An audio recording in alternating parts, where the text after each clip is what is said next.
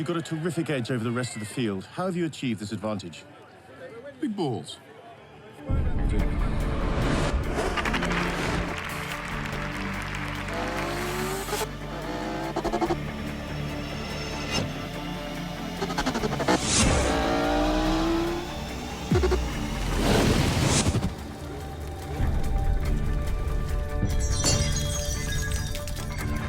Next time I'll have you.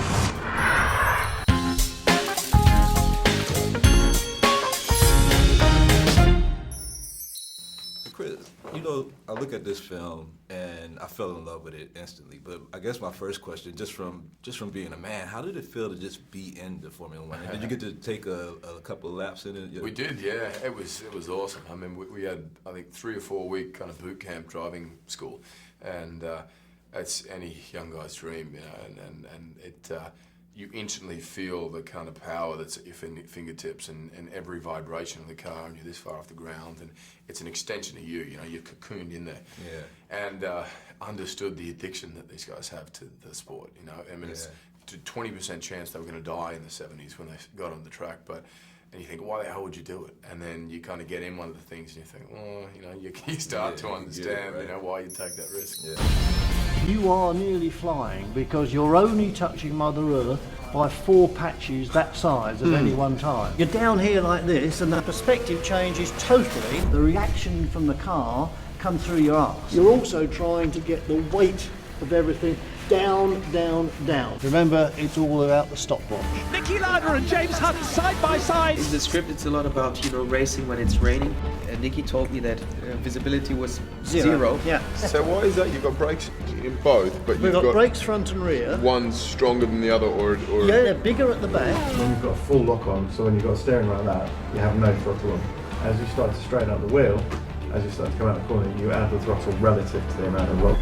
Come on! What's going on? Wouldn't you say who's second or asking for a position or something? Yeah, you might say where's Hunt. I heard someone say with the air that he's pushing the car down through the, what's it called? Downforce. The downforce. That it is so great at a certain speed that you could drive upside down. Yeah. Now, there's so much in the movie with love and competition, but I mean, it all comes to, you know, a precipice, like when it's this tragic accident.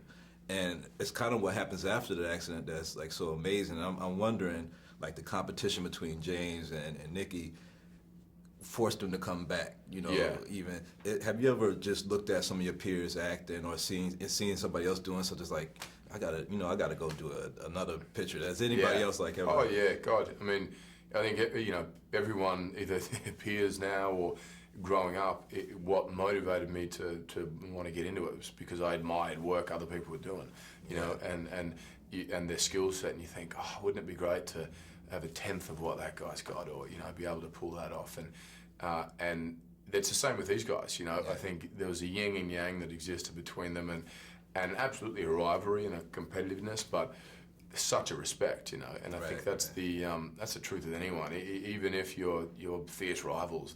There's got to be respect that exists there. Otherwise, it's this obviously far too much ego involved. I heard about this thing with Niki. Everyone has. James, do you think you can cope with the pressure? To be a champion, you have to really believe it. You're just a party guy. They're killing us out there. You're too far back. I'm quicker than all of you. And James Hunt is out. It's over, superstar. More powerful than even the fear of death itself is the will to win. Which is why I'm here begging. You really think you can beat him? Trust me. Today with the rain, it's the most dangerous track in the world. That all depends on how good you are in the rain. Let's race. Talk to me, James. Don't go to men who are willing to kill themselves driving in circles looking for normality. Niki Lauda, trapped in a searing inferno of 800 plus degrees. I feel responsible for what happened. Watching you win those races, you were equally responsible for getting me back in the car. The showdown between you and Niki is all anyone wants to see.